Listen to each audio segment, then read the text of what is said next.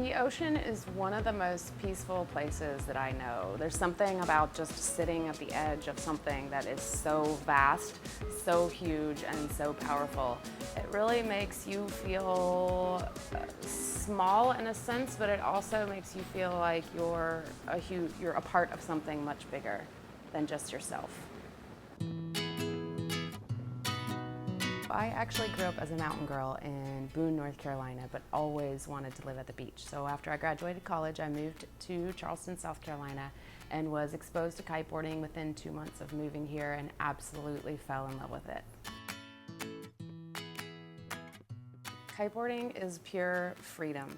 It is all about having a spontaneous moment outside, getting fresh air, just really relaxing the mind as well. You really can't think about a lot of stuff when you're out there on the water, and you're just getting one of the best releases you can possibly get, let alone working out your body as well. So when I first started kiteboarding in Charleston, there were 2 other women that were kiteboarding. One was a local, an older woman, and the other woman was actually just visiting from out of town. And I found that one of the biggest misnomers with kiteboarding was that you had to have a lot of upper body strength. And since on first glance it does kind of look like you might need that strength because you're holding onto the bar, and if you only see a lot of men out there doing the sport, it's kind of easy to come to that conclusion. But it's actually absolutely not true. You use more lower body strength and core strength than you do your arms, because you're actually harnessed into the kite and leaning back, and the kite is holding all of your weight, and the bar is actually just for steering.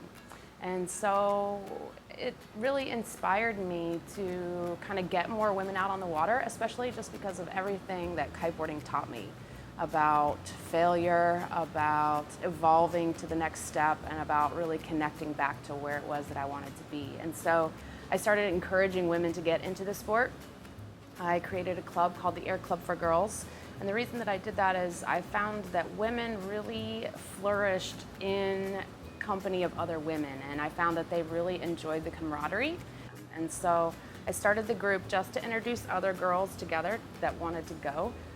Everyone was at different levels, but just cheering each other on and keeping everything rolling, keeping their confidence going, and really making sure that they stayed the course of their goal.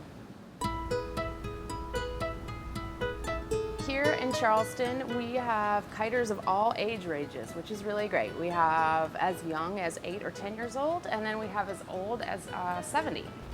It makes for a really great community. One thing that's also really important about kiteboarding is that it is actually a very social sport, and it is best to really do with other people around, other people to kind of watch your back and make sure that everything's going okay. It's really, in that sense, it's really a community building sport. And I find that people really enjoy the connections that they make on the water, and a lot of times they become lifelong friendships.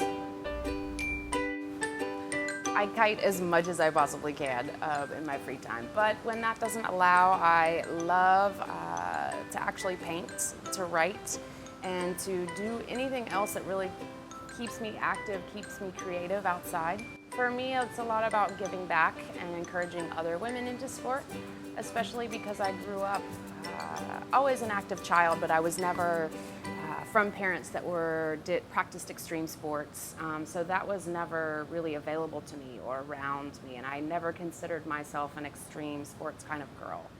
So when I picked up kiteboarding and was actually able to do it, I was so excited, and it helped build my confidence so much that I really felt a need and a desire to want to encourage other girls who felt like, oh no, I can't do that, oh that's not for me, or I'm not extreme enough to do that, to realize that yes you can. You can totally get out there and you can do it, and if you put your mind to it, it's yours.